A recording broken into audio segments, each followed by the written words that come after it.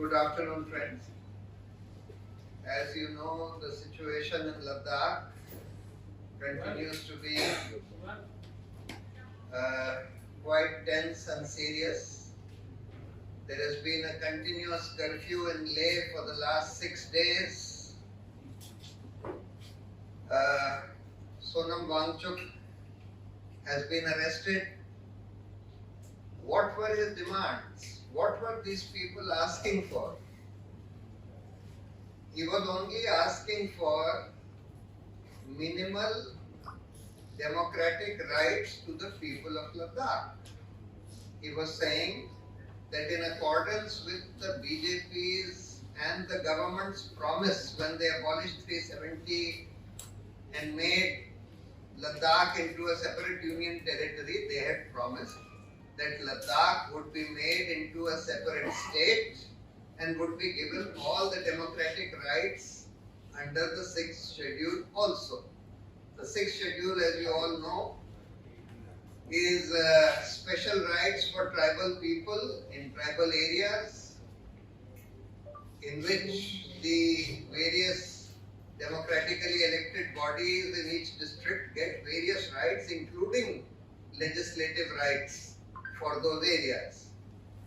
तो सोनम वांगचुक बिल्कुल वही मांग कर रहे थे जो बीजेपी और केंद्र सरकार ने प्रॉमिस किया था जब 370 अबॉलिश किया गया था और जम्मू और कश्मीर को 3 यूनियन टेरिटरीज में बना दिया गया था कि भाई लद्दाख को आपने जो प्रॉमिस किया था कि भाई हम उसको एक स्टेट का दर्जा देंगे और दूसरा कि उसको 6 शेड्यूल के राइट्स देंगे जो ट्राइबल एरियाज के लिए होता है, ये हमको दीजिए।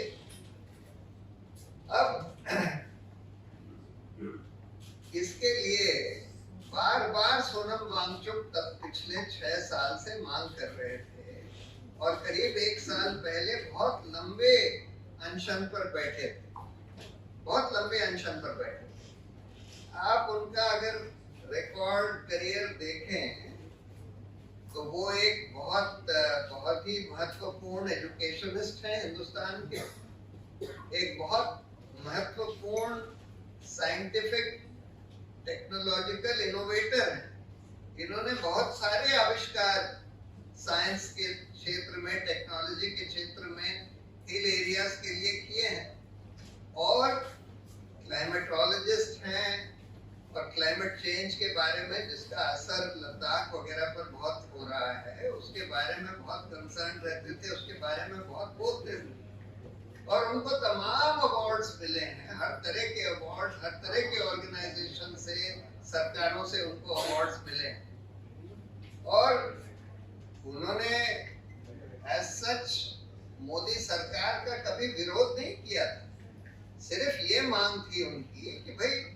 हमको जो आपने प्रॉमिस किया था वो तो दीजिए, जो मिनिमल डेमोक्रेटिक राइट्स हैं वो दीजिए। और हर बार वो बिल्कुल नॉन वायलेंस की बात करते थे। अभी भी जब वायलेंस हुआ, वायलेंस कैसे हुआ? अगर आप वायलेंस की क्रोनोलॉजी देखें तो पहले एक बिल्कुल पीसफुल डेमोन्स्ट्रेशन हो रहा था वहां लद्दाख में इसी मांग के साथ, और उस डेमोन्स्ट्रेशन पर पहले लाठी चलाई गई।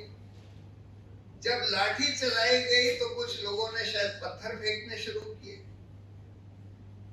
लाठी चलाई गई और टीयर गैस चलाई गई। तब पत्थर कुछ लोगों ने फेंके।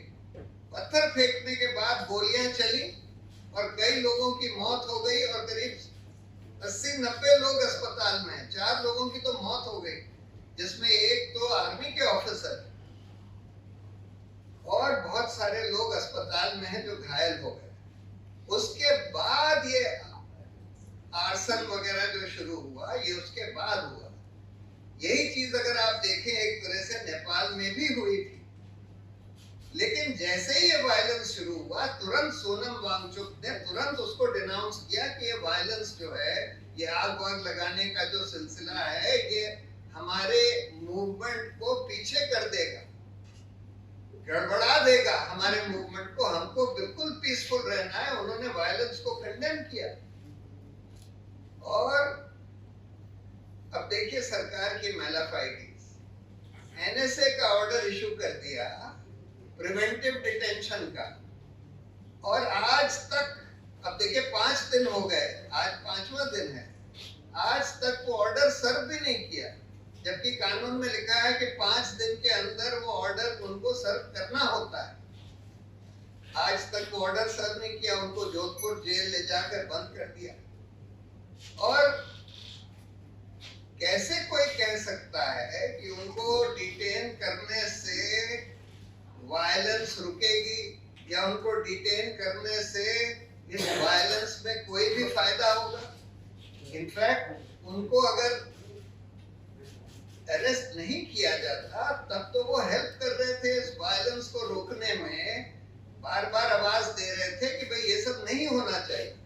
लेकिन उनको अरेस्ट करने से वहां के लोगों को उनकी और भावनाएं जो है आहत हो रही हैं।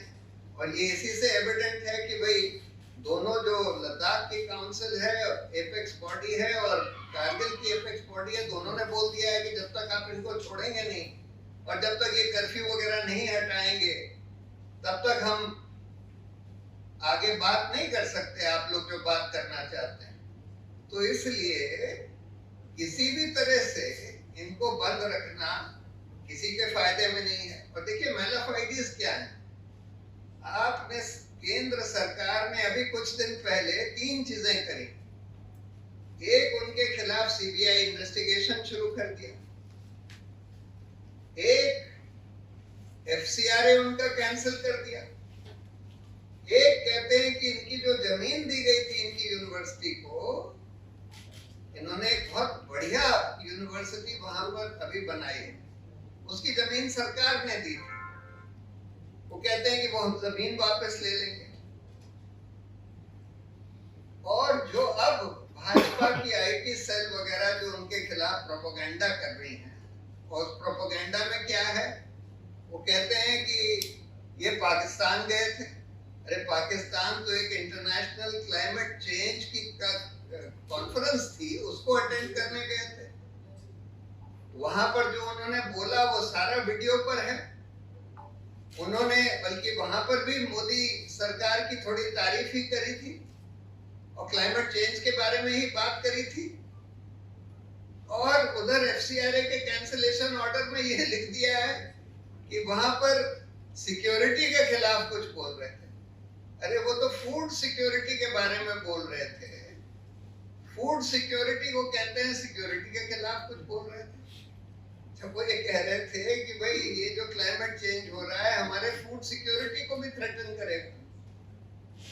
तो मतलब किसी भी तरह से ये जो सरकार का मूव है कि इनको एनएसए में बंद कर लो और इससे वायलेंस रुकेगा, तो किसी भी तरह से जायज नहीं है, हर तरह से काउंटर प्रोडक्टिव होगा, बिल्कुल अनफेयर है, बिल्कुल मैलाफाइडी है। और मैलाफाइडीज इतनी सारी चीजों से एविडेंट है, जिस तरह का सोशल मीडिया कैंपेन बीजेपी वालों ने चलाया है उनके खिलाफ, उनको एंटी नेशनल साबित करने के लिए, उससे बिल्कुल क्लियर है कि जस्ट बिकॉज ये वो मांग कर रहे हैं जो भाजपा ने और सरकार ने खुद प्रॉमिस करी थी, और अब वो लोग देना नहीं चाहते, ना तो स्टेटहुड देना चाहते हैं, ना कोई 6 शेड्यूल राइट्स देना चाहते हैं।